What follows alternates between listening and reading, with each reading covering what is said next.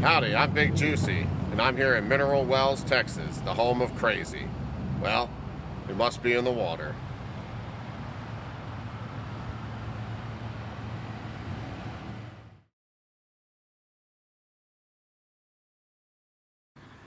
In the late 1800s, James Alvis Lynch settled with his family in what is present-day Mineral Wells.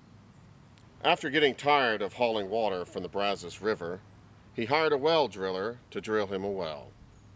The water tasted funny, and his wife didn't trust that it wouldn't kill him. So she gave it to the animals and sent her husband to continue hauling water from the Brazos. Once the oxen didn't die, the family gradually started drinking the water. They found that it cured their joint pain and started selling glasses of water to other settlers. More wells were drilled, and Mineral Wells was born. The most famous well was the Crazy Well. It was named for a crazy old lady who sat down by the well every day and kept drinking the water from it. This sounds like something a crazy lady would do. Even so, she would go down there drinking the water every day, and after days of this behavior, she came back, cured of her craziness. If you know someone who's crazy, they still distribute the water nationally.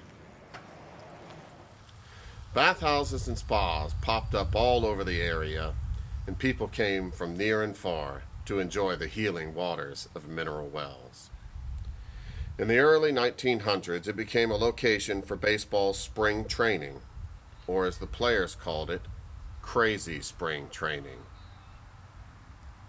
From 1916 to 1919, the Chicago White Sox would hold crazy spring training in Mineral Wells.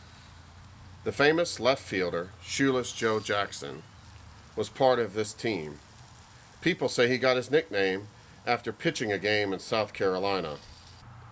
He was not a very good pitcher, and he hit 5 batters and broke one guy's arm. The other team's fans were not happy. When he came up to the plate to bat, his feet were blistered from pitching, and he took off his shoes. He hit a home run farther than anyone had ever seen, and as he was rounding third base, one of the other team's fans shouted out, "You shoeless son of a gun, you!" And the name stuck. It is said that Babe Ruth modeled his batting stance after Shoeless Joe Jackson, but he kept his shoes on. In 1919, Sleepy Bill Burns, a Texas native from San Saba and former White Sox player, was managing a semi-pro team in Mineral Wells. He met up with his old teammate Chick Gandil, and they sat down for a glass of crazy water and to discuss old times. This rekindling of a friendship would change baseball forever. Towards the end of the season, the White Sox were bound for the World Series. Chick Gandil reached out to Sleepy Bill and a boxer in Philly to get with the mob and rig the series. 8 players were involved in what would become the Black Sox scandal. These players included Shoeless Joe Jackson. Say it ain't so, Joe. They were caught, and Sleepy Bill became Snitchy Bill for the prosecution. Everyone was eventually acquitted, but banned from baseball for life, all except for Snitchy Bill Burns. After the scandal, Shoeless Joe Jackson and some of his other teammates joined a ghost league in Iowa, finishing out the rest of their careers. In the Roaring '20s, public work projects were all the thing, and Mineral Wells was no exception. A man from San Antonio gave the city a large iron welcome sign to place on top of the East Mountain. He said, "Makes no sense to place a welcome sign that you can only see when you arrive in town. If you're going to welcome someone, you got to catch them before they get there." The city accepted the sign graciously and agreed to keep it up with lights on it.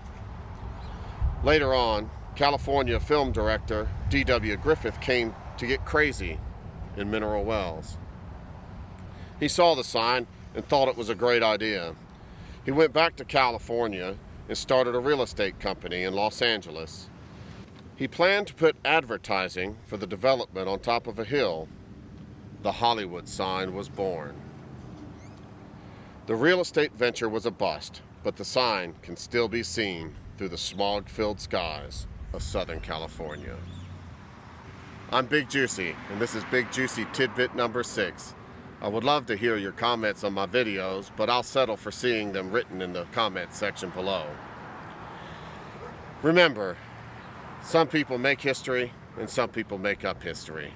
Until next time, keep it juicy.